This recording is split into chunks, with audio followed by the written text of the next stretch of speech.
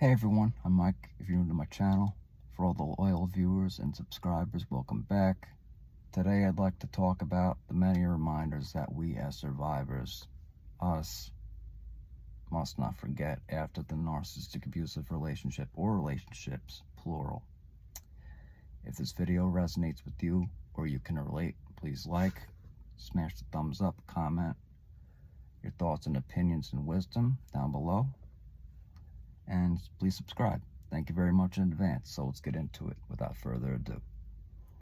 Now, I'd like to say that not all of our stories are the exact same thing. I get it. Not everything is the exact same scenario, regardless for what we're here for. But no matter who the narcissist or what they were to you, i.e. ex-spouse, the soon-to-be ex, if the divorce isn't finalized yet or you still have things to sort out, relative, even so-called friends, okay, neighbors, colleagues, business associate, the list goes on. Narcissists are crawling everywhere on this earth, and that's not an exaggeration. It's more prevalent than one might think. But that's not to say that you should be afraid of opening up your heart to the right person at the right time and the right circumstance once you are healed and ready. There is no sugarcoating the fact that you endured a lot of drama, trauma, abuse of all kinds. But the fact of the matter is you really need to keep your boundaries up high and mighty. Okay? And to unapologetically go full no contact on all devices, platforms, pull the plug on the narcissist. Perhaps you've relocated like I have to a whole different city, town, state, province, country. I know I have. And sometimes that might not even be good enough because the narcissists are nosy individuals, but I digress. All right. Point is, if you've clicked on this video, you've endured what most would not even bat an eye at or even fathom to think of, let alone go through. You've realized no one's come to save us when times get tough, if any, people. And it's just like the saying goes, when the student is ready to learn, the teacher shall appear. All right? So true. Now I would like to discuss some reminders that all of us survivors must take heed in post-narcissistic abusive relationship. Okay? One reminder I encourage you to take stock in is seeing that creature, i.e. the narcissist, and or that toxic abusive relationship for who and what it really was. As I've said, practice radical acceptance. Remember, you were not a victim, you were a survivor. The narcissist is always the perpetual victim. I made an entire video dedicated to just that, being a survivor versus being a victim, and I'll link a video in the description when I get a chance, but I highly suggest you listen and watch that because it is of utter importance. But getting back on track here, you are a survivor, you are not a victim. You were victimized by that toxic creature that is the narcissist. However, you were not the perpetrator. And of course, the narcissist would blame shift you. They'll still lie to this day, gaslight, project all of these manipulative mind games upon you. And the many victims, i.e. the empaths who encounter their path, or who the narcissist encounters, they prey upon individuals who don't know much better, or they surround themselves with like-minded narcissists themselves. But we meant nothing to the narcissist. We were only used as a dirty doormat, an echo chamber, a free therapist, literal and figurative human punching bag, in my case. This is why this subject hits near and dear to me. Regardless, you were not the conniving evil creature like the narcissist was, and who they will always be, in which time they will become the aging narcissist. They age like spoiled milk. All right? Inside and out. Their hearts are pure black. black-hearted individuals, pitiful. The narcissists, being the demonic villains that they are able to justify their misbehavior despite the objective evidence to the contrary. The bruises, the wounds, both inside and out, both literally and figuratively.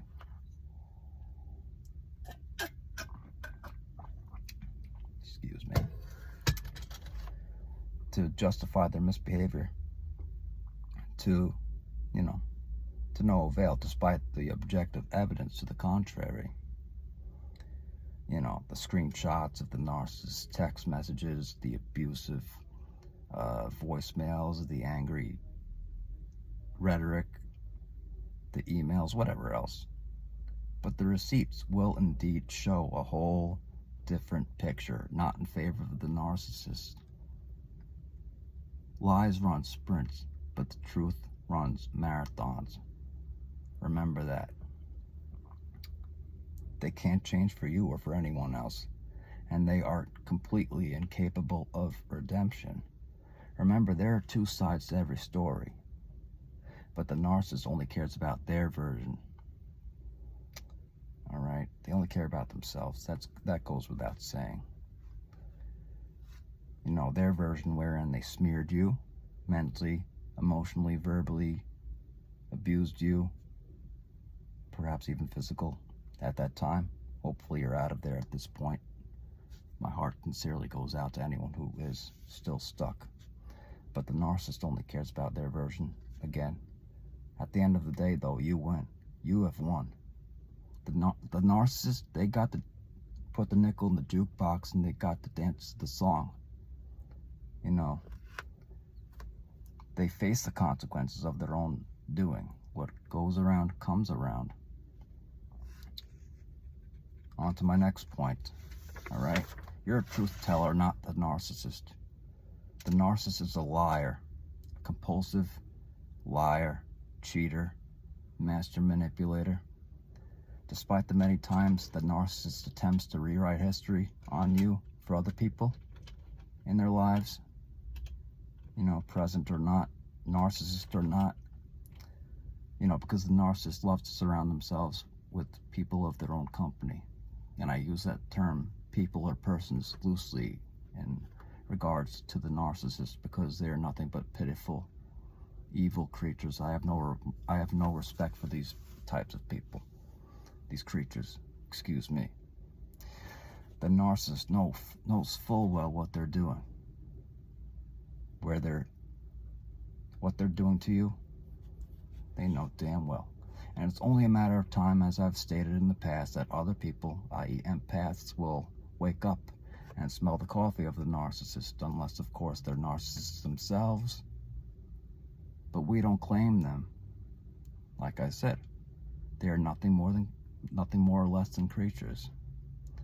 We don't call or claim any of these demonic evil creatures that are the narcissists as our own people. They are nothing more than the gum stuck to the bottom of your shoe.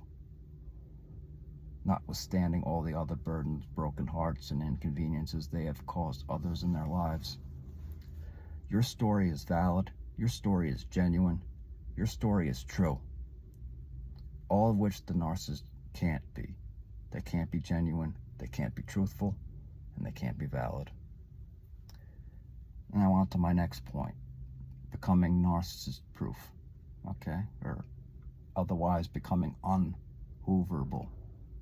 You are untouchable post-narcissistic abusive relationship. Like I said before, you keep your boundaries up high and mighty. The narcissist tried to take us down for the count, and hopefully, in their mind, we would lose everything, but we didn't. We stood our ground. We put a line in the sand and said no more. Back then, we were people pleasers, so we often gave second chances, perhaps even more than that. We'd make excuses for them in our heads, maybe, even when our spidey senses were tingling. We weren't listening to our gut instinct. Your intuition was right all along of the narcissistic abusive relationship. And this is that we must take stock in after the narcissist the narcissistic abusive relationship, is that we don't ever go back to that. We must always listen to our heart and soul. Always say no to the hoovers if there should any be coming your way. Not everyone gets hoovered, but if you should receive one, deny it, deny it, deny it. Don't ever go back. Throw it in the trash. Block, delete, goodbye. Become unhooverable. Always say no to the hoovers if any should come your way. You don't tolerate the nonsense and the mistreatment from the narcissist, or from anyone for that matter anymore. Saying yes to the hoover, will only set you back in time. It will only hinder your progress on the healing path. And it will hurt you. Perhaps it will leave you even more battered and beaten up than you had been when you first, were discarded, or you exited, or both of these things. But the narcissist wants you to remain in their control. But always say no to the hoover. I made an entire video on that. It's my very first one. Go check that out. You don't tolerate the nonsense. I can't even tell you how many people I've seen and heard of firsthand. How many people repeat the same mistake and return to the narcissist, not putting their foot down hard enough. But we must be narcissist-proof. The best way we must deal with a narcissist is to not deal with them at all. Period. End of story. You might as well try to reason with a brick wall, an inanimate brick wall. It's just as futile. All right? And this brings me to my next point. Focus on you, not the narcissist. Now, as I've said earlier, become unhooverable. Block, delete, and go full no contact. Period. End of story. Focus on your health, your well-being. At one point in time, the narcissist took a toll on your health, perhaps a major toll on your health in all ways.